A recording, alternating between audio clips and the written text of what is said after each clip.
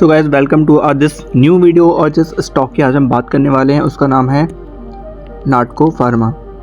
हो सकता है आप लोगों के पोर्टफोलियो में स्टॉक है तो ये सारे जो कन्फ्यूज़न है आपको इस स्टॉक को लेकर वो सारे आज क्लियर होंगे इस वीडियो में, क्योंकि काफ़ी टाइम से ये अपनी बहुत साफ फॉल इसमें आया है।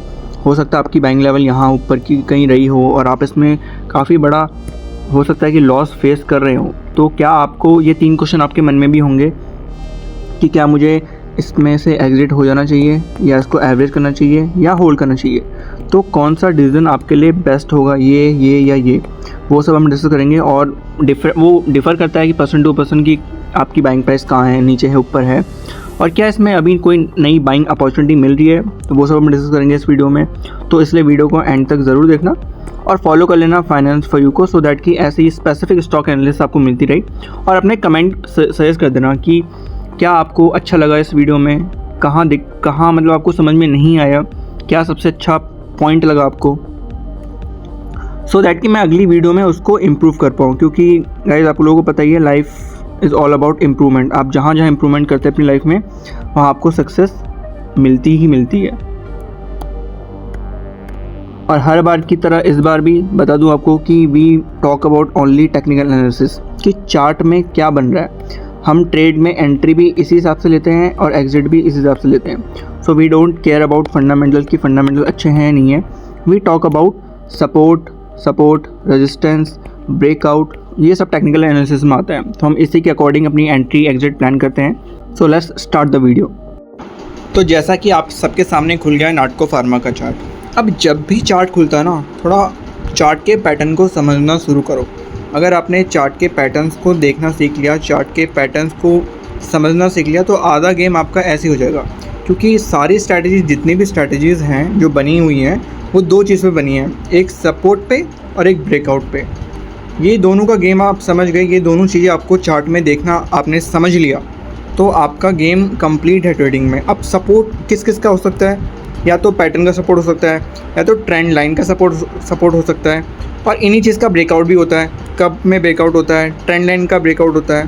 तो सपोर्ट और रेजिस्टेंस, ये दोनों चीज़ें देखना आपने सीख लिया चार्ट में, तो आपका गेम कंप्लीट है। अब देखो नाटको फार्मा का मैंने मंथली चार्ट में खोला है। अब तुम्हें कोई सपोर्ट दिख रहा है यहाँ पे, ध्यान से अगर देखोगे तो एक अगर मैं एक ट्रेंड लाइन यहाँ से ड्रॉ करूँ जो कि ऐसे जाए, इसको टच किया, एक ट्रेंड लाइन ये हो गई, दूसरी ट्रेंड लाइन ये इसके टॉप से स्टार्ट करी और ऐसे ड्रॉ करी, 2 ट्रेंड लाइन हो गई। अब इस ट्रेंड लाइन के बीच में इस ट्रेंड लाइन के बीच में प्राइस ट्रैवल कर रहा है। अब देखो इस ट्रेंड लाइन पे यहाँ पे सपोर्ट लिया था नाटको फार्मा ने, साथ ही मतलब एक सपोर्ट बाइंग एरिया हो गया, मतलब यहाँ पे तुम बाई कर सकते थे। क्योंकि जब प्राइस नीचे आ रहा है और तुमने अगर ट्रेंड लाइन ड्रॉ करी है तो तुम्हें पहले ही पता लग जाएगा कि यहाँ पे नाटको फार्मा सपोर्ट ले सकता है, तो तुम्हें पहले ही अंदाज़ा हो गया। तो 1 मंथ में अगर कैंडल ग्रीन आ गई तो तुम्हारा सपोर्ट कंफर्म हो गया। अब तुमने यहाँ बाइंग कर ली, अब तुम अभी भी ऑलरेडी प्रॉफिट में चल रहे होते। तो ये फ़ायदा होता है कि आपने अगर सपोर्ट बनाना सीख लिया तो आपको पहले ही इंडिकेट हो जाएगा कि यहाँ से मार्केट गिर सकता है या यहाँ से मार्केट या स्टॉक ऊपर जा सकता है। तो ये फ़ायदा होता है सपोर्ट और रेजिस्टेंस अगर आपने पहले से ड्रॉ कर रखे हैं, लेकिन आपने फिर भी नहीं करे थे। चलो हम अभी करंट सिनेरियो में चलते हैं। नाटको फार्मा में करंट में क्या चल सकता है, क्या हो सकता है। तो ये हो गया, 2 ट्रेंड लाइन हमने यहाँ पे ड्रॉ करी, एक ये और एक ये। तो यहीं पे भी मार्केट आया। सेकेंडली यहीं पे वॉल्यूम बना। थर्ड यहीं पे RSI 40 का सपोर्ट था। तो क्लियर इंडिकेशन है कि यहाँ से नाटको फार्मा के ऊपर जाने के चांसेस हाई हो जाते हैं। अब हम थोड़े शॉर्ट टाइम फ्रेम में देखेंगे वीकली में कि वीकली में क्या बन रहा है। तो वीकली हमने खोला और वीकली को थोड़ा जूम आउट किया तो दिख रहा है साफ कुछ दिख रहा है। क्या दिख रहा है? एक तो भैया ये कि यहाँ पे वीकली में RSI 40 का सपोर्ट कंफर्म हो चुका है। इस वीक में तुम इस वीक की कैंडल देखोगे तो क्या बनी है, हैमर बन गया है, उल्टा हैमर बन गया है, प्लस RSI 40 में सपोर्ट है। तो 2 कंफर्म हो गए कि यहाँ से चांसेस ऊपर जाने के हैं। तो एंट्री तुम यहाँ प्लान कर सकते हो। तो बड़े टाइम में तुम लोगों को प्लान पता लगा, कंफर्मेशन और एंट्री तुमने ले ली वीकली टाइम फ्रेम में। तो नाटको फार्मा की यहाँ पे क्लियर एंट्री हमें दिख गई है, कंफर्मेशन मिल गया है। तो नाटको फार्मा का अब तुम बाइंग लेवल देखो क्या हो सकता है। अभी 862 ओपनिंग होते ही तुमने अगर बाई कर दिया 862 तो तुम्हारा स्टॉप लॉस क्या रहेगा, या तो तुम स्विंग लो ले लो या तो इस कैंडल का लो ले लो 814 या 800 के आसपास का। तो नाटको फार्मा इट मीन्स इस टाइम पे ग्रीन में है, ग्रीन जोन में चला गया कि हम इसमें बाइंग कर सकते हैं। स्टॉप लॉस भी बता दिया, एंट्री बता दी। अब इससे और छोटे टाइम फ्रेम में देखते हैं कि वहाँ पे क्या प्लान बन रहा है, वहाँ पे क्या क्या पैटर्न बन रहा है वहाँ पे। अब डेली टाइम फ्रेम का चार्ट हमने खोल लिया। अब तो तुमने थोड़ा यहाँ पे जूम इन करा। अब देखो 2 ट्रेंड लाइन यहाँ पे तुम बना सकते हो, एक तो ये सपोर्ट ये वाली, और एक ये जो ऊपर रेजिस्टेंस का ब्रेकआउट ऊपर रेजिस्टेंस वाली है। ये एक चैनल बन गया। अब इसी चैनल पे ट्रैवल कर रहा है प्राइस तुम्हारा। इस चैनल को जैसे ही ब्रेकआउट करेगा एंट्री यहाँ पे भी प्लान हो गई। तो मतलब एक ही पॉइंट है, इसी पॉइंट में तुम्हें वीकली में भी एक साइन मिला, सॉरी मंथली में एक साइन मिला, वीकली में साइन मिला, डेली में भी साइन मिल गया। तो भाई ये ट्रिपल कंफर्मेशन हो गया कि नाटको फार्मा में यहाँ पे एंट्री हो सकती है। पर मैं हर बार कहता हूँ कि मार्केट का सपोर्ट बहुत ज़रूरी होता है किसी भी स्टॉक को चलने के लिए। अगर स्टॉक में चार्ट पैटर्न्स तुम्हें साइन दे रहे हैं, मार्केट का सपोर्ट पॉजिटिव है, तो डेफिनेटली मतलब 100% कभी नहीं कह सकते मार्केट में, एक 90% चांस है कि ट्रेड तुम्हारे फेवर में जाएगा ही जाएगा। 10% किसके लिए मैं छोड़ रहा हूँ, फॉर एग्जांपल कंपनी में कुछ हो गया, कंपनी में कोई फ्रॉड सामने आ गया या मार्केट क्रैश कर गया, तो ये 10% इसके लिए हम कंसेशन रखते हैं कि अगर इसमें से कुछ हो गया तो शायद हो सकता है कि तुम्हारा स्टॉक नीचे अपोजिट तुम्हारे अपोजिट में ट्रेड कर जाए। वरना अगर कंपनी सही है, मार्केट में कोई क्रैश नहीं है, कोई व्यू पॉजिटिव है, कंपनी का भी व्यू पॉजिटिव है, तो 90% चांसेस होते हैं कि ट्रेड तुम्हारी ही डायरेक्शन में जाएगा, जो कि ये ऊपर होता है। क्योंकि हम स्विंग ट्रेड्स में हमेशा बाइंग ही देख सकते हैं, सेलिंग तो हम कर नहीं सकते। तो ये प्रोबेबिलिटी होती है जब तुम सिस्टमैटिकली प्लान करते हो ट्रेड को। अब तुम देखोगे मैंने 8 तारीख को मजगांव डॉग को तुम लोगों को सजेस्ट किया था। मजगांव डॉग मैंने सब कुछ बता दिया था कि 2600 के आसपास यहाँ पे एंट्री बन रही है। अब तुम मजगांव डॉग का अगर तुम वो देखोगे चार्ट क्या बता रहा है।